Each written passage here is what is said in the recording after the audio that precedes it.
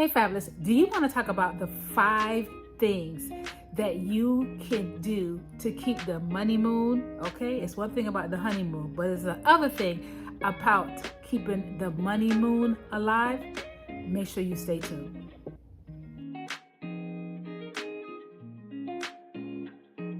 Well, hey Fabulous, if this is your first time to my channel, welcome. If you're returning, welcome back to Paradise. I am Teacher Melanie. I am a financial life coach where I talk of things about money, marriage, motherhood, and everything else in between. And let me tell you.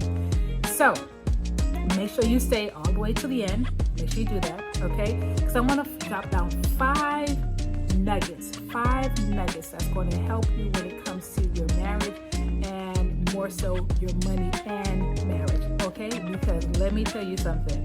I'm not talking about this just because I haven't experienced this. I'm talking this because I've experienced marriage challenges, money challenges. Let me tell you, my husband and myself, we've been sued. We've had to file for bankruptcy, start all over, losing thousands of dollars, having to deal with creating our budget, getting proper counseling, being both being on the defensive side and not having the best conversation when it came to the budget and when it just came to money as well. I was always the one that writes the check, pay the bills, or whatever the case may be. And so there was a time where I was doing it and my husband would ask me questions and I would get very offensive and was just like, why are you asking me that? You know, what do you think I'm not doing what I'm supposed to do? And so it took me a while to get over that, right? And not be offensive, right? And not be offensive and not put my defenses up in the process, because after now going on 25 years of marriage, I realized that it's not about, especially when you have the mindset, when you and your spouse desire to be on the same page, right? That you do have to have those conversations. And money conversations are very uncomfortable, let me tell you. But when you start having them, and you having them consistently and working on the same page, it is priceless. And I can attest to that when we got on the same page, and I wasn't like, all right. But when I was like, okay, I'm on it, and vice versa for him too, we were able to pay off our mortgage in less than, goodness gracious, we had refinance. After we had refinance, it was like 3 years after that, we were able to pay it off. And at the time, it was like about $60,000 that we had owed left on the mortgage. Okay. Then prior to that, I had student loan debt. My husband did not have any student loan debt, but I had student loan debt. Most of it was from a little bit from my undergrad summer, but most of it was getting my master's. And that was about over $40,000 in debt. And we got on the same page. We planned this thing out, and actually 3 months we paid off that $40,000 because we were on the same page and we put a plan together. We sought wise counsel. That's why for me, being in the financial service industry, being a classroom teacher, and now being a financial rep, right, having the ability to just help people along the way with their finances and everything else in between, because we've experienced it. So I'm not just talking about it just out of my head, right? I'm talking about it because it's something that we've experienced, and it was tough. It was painful. At one point, I thought if life ended at that time when we were going through the foreclosure and bankruptcy and being sued and just having to figure out where did we go wrong. It was really a devastating time, right? So not just only in our finances, but in our marriage as well. And so those of you, if you just got married, you're about to get married as well, let me tell you, okay? Let me just give you a couple of things that's going to help you along the way. Now, am I telling you these things that's going to be perfect? No. But I'm telling you these things because I want you to be successful in your marriage, even when life happens, okay? And I'm telling you that from, you all heard my situation that last year, that life happened, and it's still a process going through the devastating loss of my love of my father and my brother, actually my brother and then my father on top of that, and just having to navigate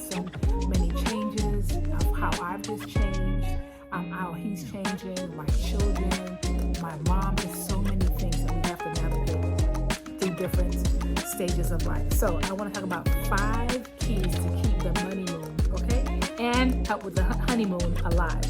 So first thing you want to do is, and you've probably heard some of these things before, but I'm going to tell you it is essential. Creating a budget you can both agree with, right? Maybe somebody's in the relationship as a saver, maybe somebody's in the spender, right? But it's something like coming together and say, okay, you can spend this amount of money, right? But we're going to save this amount. So one or the other doesn't feel like, God, I'm confined. I can't do anything. I'm just feel like I'm trapped. And that's a terrible feeling to be in when you are in a marriage, in a relationship, when you feel like it's just one person kind of dictating everything of how it should go. No, it is a together thing. It's a we thing, right? So that's why I say create a budget that both of you can agree on. And both of you do have to come to some type of agreement and compromise it and make it work and stick with it, okay? Because you want to enjoy the different stages of life.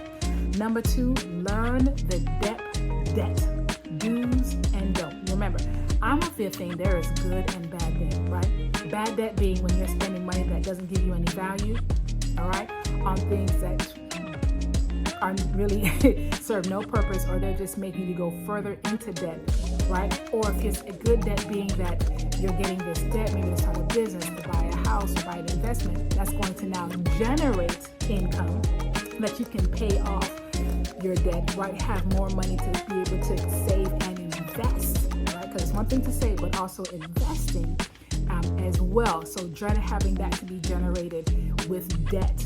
Okay, remember there's good and there's bad debt, okay?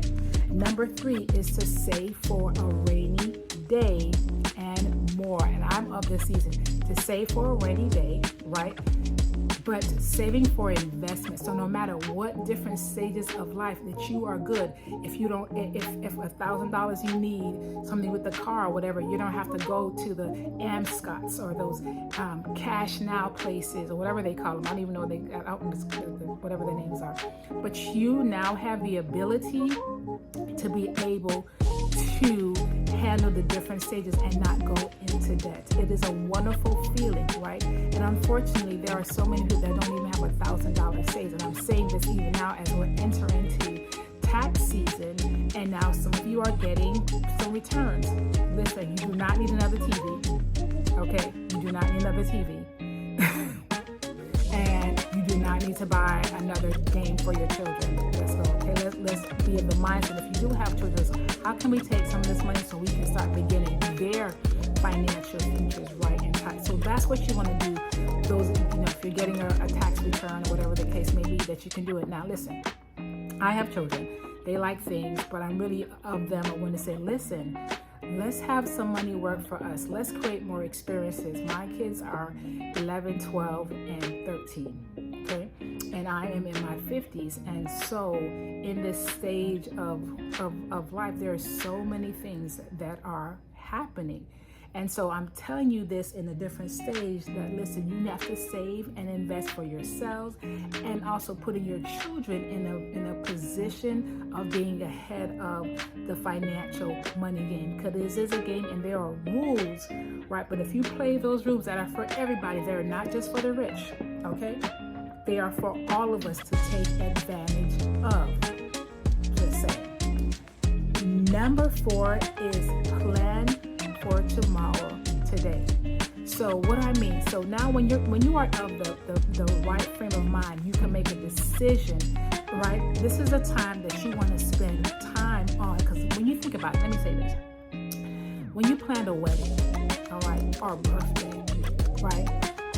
Sometimes we spend months on these events. Okay, they're exciting, but we do not spend enough time when it comes to the rest of our life where money is needed, right? Planning for our today, planning for our tomorrow, right? Planning for the rest of our lives, and not just planning for our lives, but the lives thereafter, the legacy that you're having the ability to create and leave for your family. But planning has to happen today for tomorrow, and not only for tomorrow, and beyond that. That means that money should not end with you. Money should not end, right, when the Lord calls you home, and that's it, right? Now you have left bills instead of a will.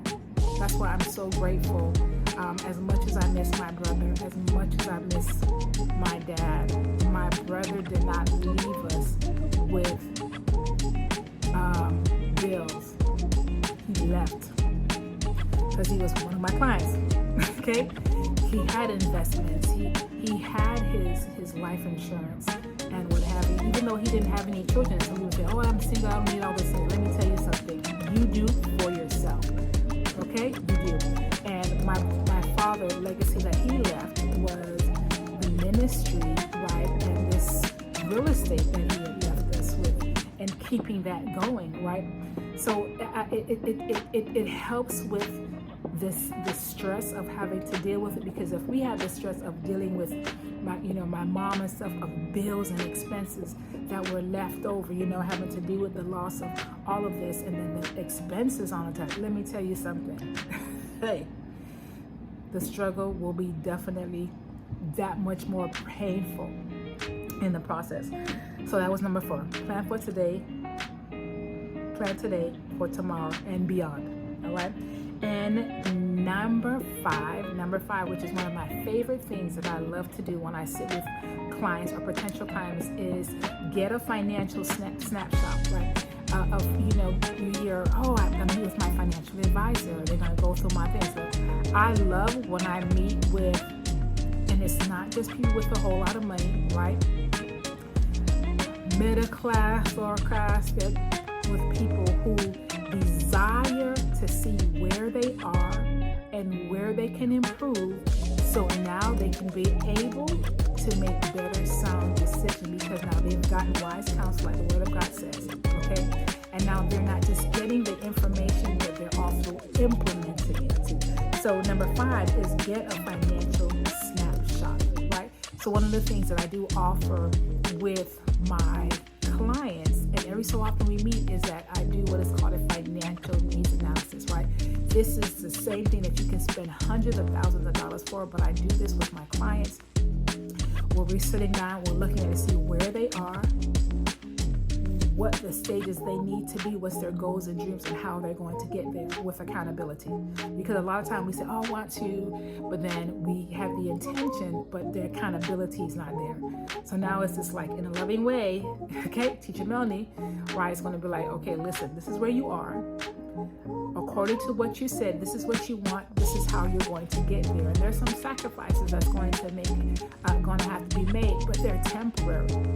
Right, so now the foundation is laid down for themselves. So, getting a financial snapshot. Now, I hope this was helpful to you all. Okay, as it relates to marriage and money on top of that. So, what I want you to do is that below you will see a link that you can get a complimentary ebook going to my site, Financial Life Resilience. And I hope I'm saying it right, but you see the link below. Okay, I want you to go ahead and click on the link, get that complimentary ebook, so we can go ahead and start connecting, so I can get to know you, can get to know me, and just show you some different tips as we're just journeying in this life, and just not only just journeying it, but bring ourselves to resilience, that when life happens, that you are prepared, right? And so you're not emotionally devastated, you're not also financially devastated in the process, right? Because it's one thing when life happens, and life is lifing, that you are not in a space of destruction where you're consumed by your pain, by your losses, and don't know how to navigate it, right? Because of either lack of proper planning, or just didn't know. And I'm telling you this because I've experienced all of it. Glory to God, let me tell you. But needless to say, where there is life, there is hope. No matter what stage you are, because as I said, I'm in my 50s. And I know plenty of people that's like, they're in their 50s and never saved before. right? I love when I have my clients who never save, they never invest before, and then they're able to, and they see like, oh my gosh, I didn't know I can do this. I didn't think it was possible with my income or with my job, right? Because at the end of the day, it's not how much you make, it's how much you keep. Because there are plenty of people who got a lot of money, won the lottery, or whatever the case may be. People who are athletes, got millions of dollars, actors got millions of dollars, and end up being bankrupt or worse off than they were before because they didn't know what to do with what they got. So they got it, because it's one thing to get it, but if you don't know what to do with it, once you get all of that things, then you can truly be in devastation. So I want to help you to start with where you are, right? So when more comes, you know how to handle it effectively in the process and truly enjoy the different stages of life. All right, my fabulous people, so go ahead, click that link. When you click that link, go on, get on my mailing list. We can connect. All right, we can connect. You know, when I'm offering different webinars and seminars, so I can show you a little more deeper nuggets, and then we can get. Or if maybe you're just like, I just want to connect with you, teaching Melody. What is that? That you can also see my calendar link below, and we can also get connected. All right, my fabulous. So, with that being said, remember to pray, plan, and believe, because God is still in the business of doing miracles. Make it a great day. Bye, fabulous.